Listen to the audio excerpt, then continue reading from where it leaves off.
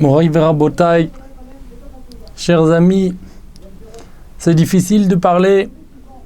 C'est difficile de parler maintenant lorsqu'on remarque qu'on vient de voir que l'obscurité est venue au milieu de la journée, lorsque le soleil qui brillait autour de nous, lorsque le Rav Yosef Chaim Sitruk, qui brillait autour de tous ceux qui l'entouraient et autour de tous les Juifs de France, qui brillait partout, lorsque soudainement il nous a quittés.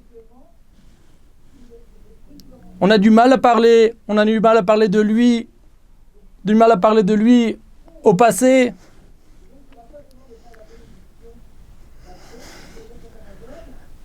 Et quand il s'agit de faire une oraison funèbre, de parler d'un tzaddik comme lui, de quelqu'un qui a été Eved Hashem, qui servait à Kadosh Baruch Hu, il faudrait au moins avoir un petit peu sentir quelque chose un peu de sa grandeur. Et ça, qui peut, comme un tzaddik de Rav Sitruk, qui peut prétendre, à plus forte raison, que je ne pourrais rien dire. Et je me suis dit, on veut parler un peu du tzaddik, on veut un peu parler du Rav qui nous a éclairés. Alors, je me suis dit au départ, j'ai réfléchi, mais qu'est-ce que le Rav, il aurait voulu qu'on parle de lui? Rien du tout, c'est clair. Pour deux raisons. Tout d'abord parce que le Rav ne cherchait pas les honneurs, mais aussi parce qu'il sentait qu'il n'était rien. Et que ce qu'il servait à Hachem, il n'avait rien de lui-même. Il avait les forces, il avait fourni tous les efforts, il sentait qu'il avait fait son devoir. Comme quelqu'un qui fait ce qu'il doit faire, il ne sent pas qu'il doit recevoir du tout, qu'on doit l'honorer pour ça, c'est tellement évident pour lui. Donc le Rav, si on lui avait demandé, personnellement, si on lui avait dit, si on était rentré dans son cœur, qu'est-ce qu'il voulait qu'on parle, qu'est-ce qu'il aurait voulu qu'on parle de lui, il n'aurait rien voulu qu'on parle de lui. Mais nous, on ne peut pas rester comme ça. Tout d'abord, parce que la période quand il y a un décès quelque part, c'est pour réveiller la personne. Une fois, on a demandé à Rav Shach, Zecher Tzadik Livracha, Rav Shach est allé consoler quelqu'un qui était endeuillé.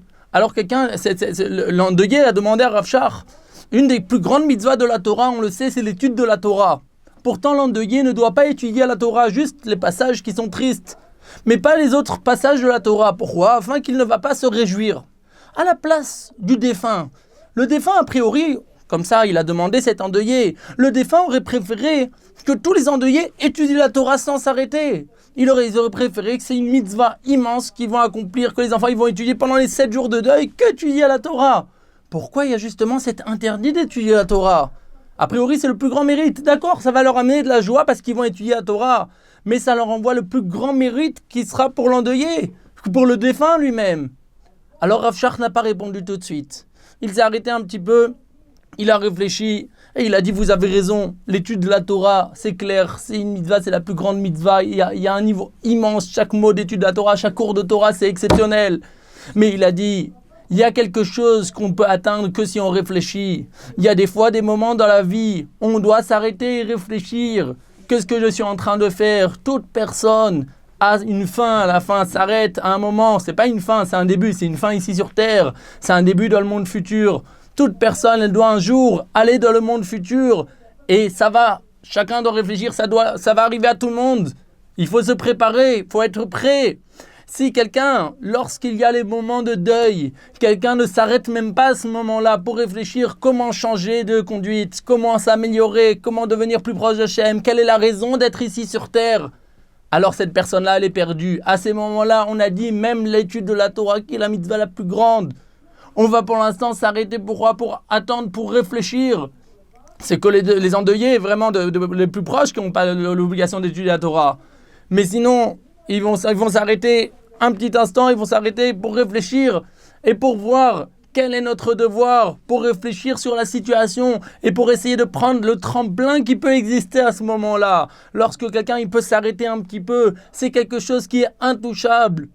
Déjà, c'est la première raison que même si le Rav lui-même ne voulait pas qu'on parle de lui, nous, on a l'obligation de réfléchir comment avancer, comment prendre du Rav. Et ça, c'est le deuxième point. C'est que quand il y a un tzaddik qui nous quitte, avec des midot, des traits de qualité exceptionnels, avec une avodat Hashem, un service divin exceptionnel lui aussi, avec un amour du prochain, avec un attache à la Torah, un attache au Gdolé Israël, un attache au Talmidei Chachamim, avec quelqu'un qui est comme ça entièrement un serviteur d'Hachem, quelqu'un qui nous quitte, si chas v'shalom, on est en train, on passe au quotidien sans réfléchir, sans essayer de continuer, d'essayer de perpétuer son héritage. Alors on a perdu, on a compris vraiment, ça s'appelle que le tzaddik, le juste, il est parti. Mais si on est hacham et on réfléchit, on voit que le tzaddik, on voit comment il s'est comporté et on réfléchit comment nous on peut continuer son chemin. Alors ça, on a gagné. Alors ça, on n'a pas gagné, on a perdu le tzaddik, mais au moins on a utilisé cette période qui est du deuil et en même temps pour nous élever et en même temps pour élever le Rav, le tzaddik ou le défunt de manière générale. Et c'est vrai, si on demande au Rav, comme on a dit, cette réponse elle nous éclaire. Si on demande au Rav qu'est-ce qu'il aurait voulu qu'on parle de lui, rien du tout.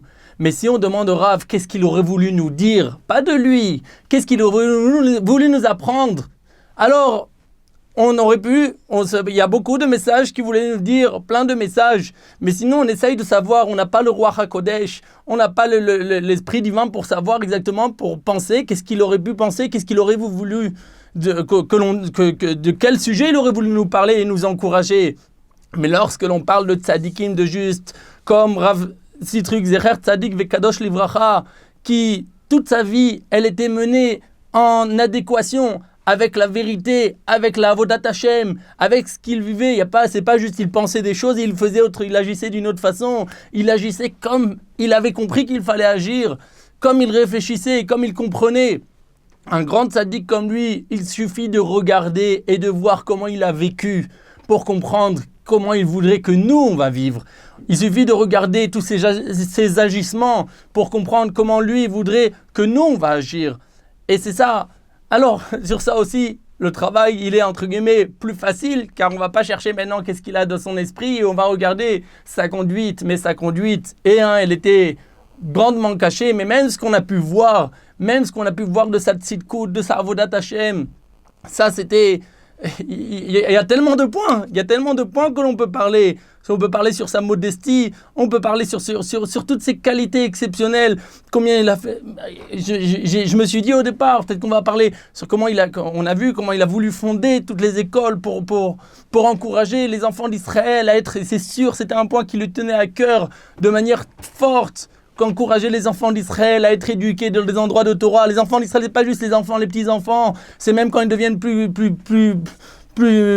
âgés, plus adultes, même le plus possible. D'être dans des cadres, des encadrements de Torah et de Kedusha, des endroits où il y a de la sainteté, des endroits où on apprend c'est quoi la Torah, c'est quoi servir à Kadosh Baruch Hu. Ça, c'est plus important que toute autre chose. Ça, c'était un point, c'est sûr, c'est un point que de manière que le Rav, c'était important à ses yeux. Et si on veut un minimum, si on veut suivre, qu'est-ce que le Rav, il aurait voulu dire, c'est sûr qu'il faut envoyer nos enfants dans les endroits de Torah et nous-mêmes se placer dans des cadres de Torah. Je me suis dit aussi, on peut parler de la diffusion de la Torah, qui était d'une manière tellement forte, tellement intense, par tous les moyens, que ce soit par les cours qui étaient écrits, ou les cours qu'il a donnés, ou les cassettes, ou les CD qui ont été distribués, ça soit par toute la diffusion, cette volonté d'aider le plus de gens à découvrir la Torah. Et ça aussi, on peut le faire chacun peut le mériter. J'ai entendu il y a quelques jours de Rav Yaakov Hades.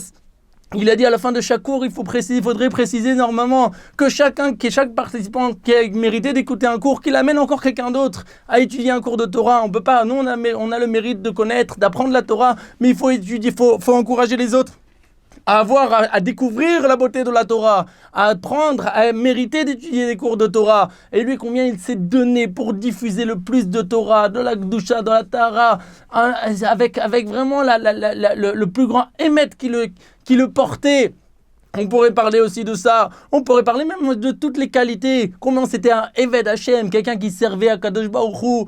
Lorsque le Hafetz Chaim, il est décédé, Rav Elhanan Wasserman, il a dit, sur quoi on va parler? Il a dit, il y a écrit à propos quand Moshe Rabbeinu, il est décédé. Qu'est-ce que la Torah, elle a dit? On ne peut même pas rentrer dans les détails. Vaïsh Moshe Eved Hashem. Moshe Rabbeinu, c'était un serviteur d'Hashem. Un serviteur d'Hashem, c'est quelqu'un qui fait... Un serviteur, c'est quelqu'un qui ne travaille pas pour lui. Il travaille pour les autres. Il travaille pour son patron. le tzadikim, c'est comme ça, il se à Kadosh Baruch Hu. Quelqu'un de toutes les manières, de toutes les façons. Il n'est pas en train de se regarder. On pourrait parler sur la Kabbalat Isurin Be'ahava. Combien il a reçu les Isurin. Quand j'ai entendu dans la Levaya, à l'enterrement, il y a beaucoup de gens, des gens malheureusement qui reçoivent, qui ont des difficultés, mais il y a comment les gens ils perçoivent les difficultés, comment ils les reçoivent les difficultés, comment ils sont en train de les vivre, et quand on voit avec combien de joie il continuait à avoir et à tenir, et avec quel sourire il accueillait les gens, malgré toutes les épreuves qu'il a surmontées, malgré les épreuves qu'il a survécues, ça doit donner des forces, ce sont des sauts de Emouna, de foi qu'il est en train de nous amener, de nous encourager à tenir. Mais j'ai pensé à un point. À l'enterrement, il y a plusieurs rabbanim qui ont comparé en parlant de Rav Yosef, Rav Yosef Chaim Sitruc. Ils ont comparé avec ce qu'on a Yosef Hatzadik, aussi Yosef Hatzadik, qui se trouvait en Mitzrayim. Lorsque la Torah elle nous raconte Yosef, le fils de Yaakov Avinu, qui est parti en Mitzrayim, en Égypte. Et ils ont comparé, il y a eu différentes comparaisons. Mais moi, ça m'a fait penser à un petit point. On le voit dans la Torah, elle nous raconte l'histoire à propos lorsque Yosef Hatzadik, il est parti. Il était pendant 10 ans, il a été mis, il ne voulait pas fauter avec la femme de Potiphar. Il a surmonté l'épreuve, il a été mis en prison.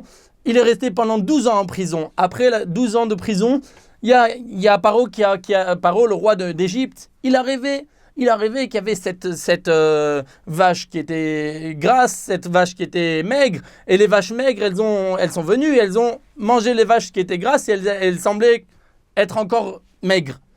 Et il ne comprenait pas, ça l'interpellait beaucoup. Finalement, il y a un ministre qui est venu, qui lui a dit, je sais qu'il y a Yosef qui se trouve en Égypte, qui sait interpréter les rêves.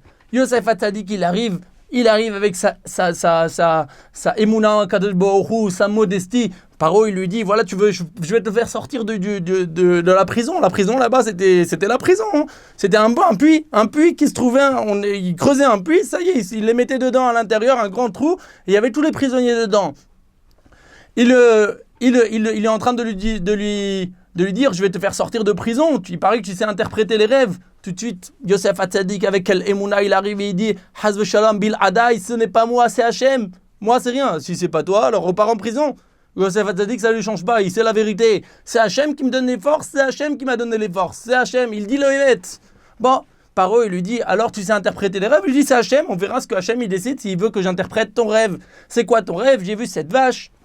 Qui était grosse et cette vache qui était maigre après qu'ils sont venus et elles ont mangé les vaches qui étaient grasses et aussi avec les épis de blé. Très bien, qu'est-ce que ça veut dire? Il lui a dit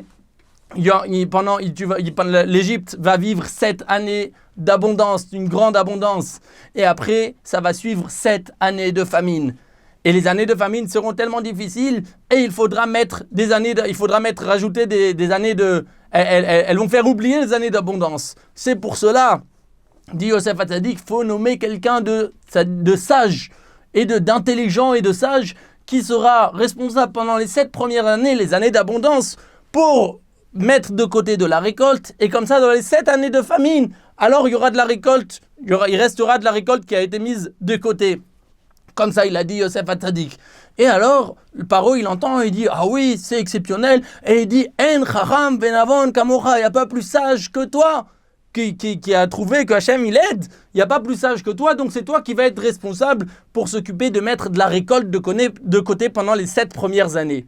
Je ne comprends pas, dit Rav Eliyahu Lopian, c'est difficile de comprendre. Quel rapport maintenant on est en train de parler? Il faut trouver quelqu'un d'intelligent, quelqu'un de sage. Qui a parlé de quelqu'un de sage? Si on sait qu'il y a 7 années de famine, d'abondance et après 7 années de famine, et on veut mettre de la récolte de côté les 7 premières années pour qu'il en reste encore durant les années de famine. Il faut être intelligent pour ça. Il faut être organisé. Il faut quelqu'un qui s'occupe, qui soit bien organisé, qui vérifie que chacun il donne une partie de la récolte, 10 ou 20% de la récolte, qu'on mette de côté dans les trésors du pays.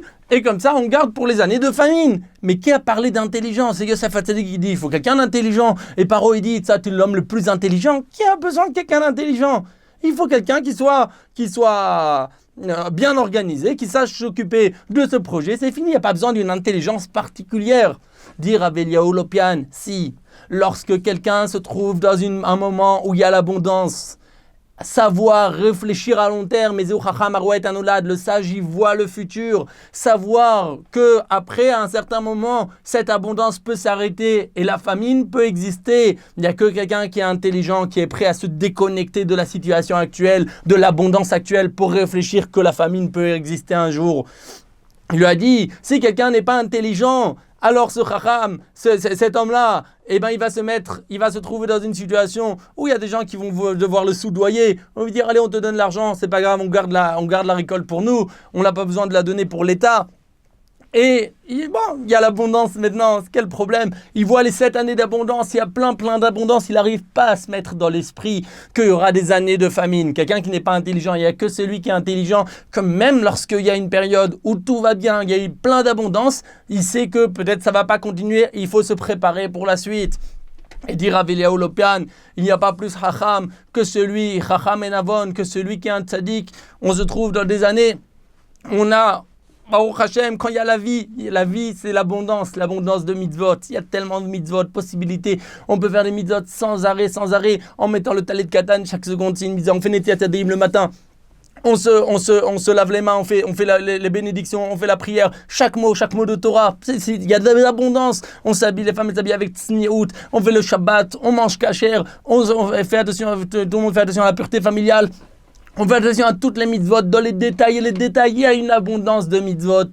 Ce chacham, il sait que même s'il y a l'abondance de mitzvot, un jour il y a la famine qui peut arriver et la personne peut se trouver dans une situation où elle ne pourra plus faire les mitzvot quand elle quitte ce monde.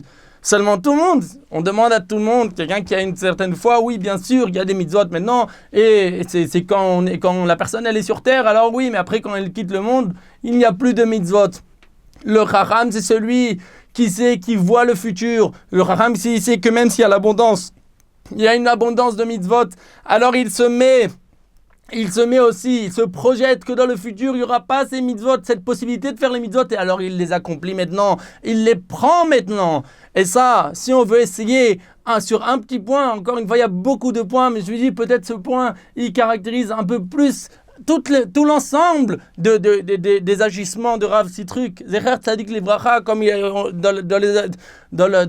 la Levaya, à l'enterrement, les rabbanim ont beaucoup parlé de cette comparaison avec Yosef HaTzadik qui se trouvait en Égypte. Je me suis dit aussi peut-être ce point-là, que Yosef HaTzadik, mais Yosef, en chacham kamocha kemo Rabbi Yosef Sitruk, il n'y a pas plus sage, en avant kamocha, il n'y a pas plus sage que quelqu'un qui a vu le futur, quelqu'un qui se trouvait dans une situation où il y avait une abondance de mitzvot comme tout le monde qui est vivant ici sur terre, mais lui il a vu qu'il fallait utiliser cette situation pour encore prendre des mitzvot, pour faire encore plaisir à Kadosh Baruch Hu, pour servir Hashem le plus possible, pour servir à Kadosh Baruch Hu, faire du nachat etz, pour arriver le moment où quand son âme doit revenir et elle est revenue, maintenant elle revient, alors à ce moment-là, il y a la joie, il y a la simcha, et il dit, voilà, j'ai rempli ma mission ici sur terre, je t'ai servi à ta Kadosh Baruch Hu, je t'ai servi. Et comme on avait déjà dit, il ne faut pas croire que ça arrive avec toujours une facilité. Faire les mitzvot, c'est facile. Le Yetzer Hara, il faut vouloir. Le Yetzer Hara, il nous fait croire que c'est difficile. C'est sûr, mais il y a des efforts à fournir. Il y a des fois, la personne, elle peut tomber et elle peut se relever et elle tombe à nouveau. On voit le tzaddik, le Rav, il arrive dans le Dienos, qu'on peut s'imaginer qui sont les tzaddikim qui sont venus le recevoir, que les malachim, toutes ces mitzvot qui arrivent avec lui, c'est quelque chose d'exceptionnel, d'intense. Mais comment c'est arrivé à ce moment-là? Il y a eu un travail, il y a eu des efforts, et quand il était jeune, et encore, et le Yetzer Hara, combien de reprises le mauvais penchant, il essayait de lui dire, suis une autre voie, tu vas dans cette voie, c'est pas grave, t'as pas besoin d'être comme ça, de faire attention à tous les détails, tu fais déjà mieux que les autres. Non! Il lui a dit, il essayait de le faire détourner de la voie de la vérité, de la voie de quelqu'un qui va servir Hachem dans tous les détails.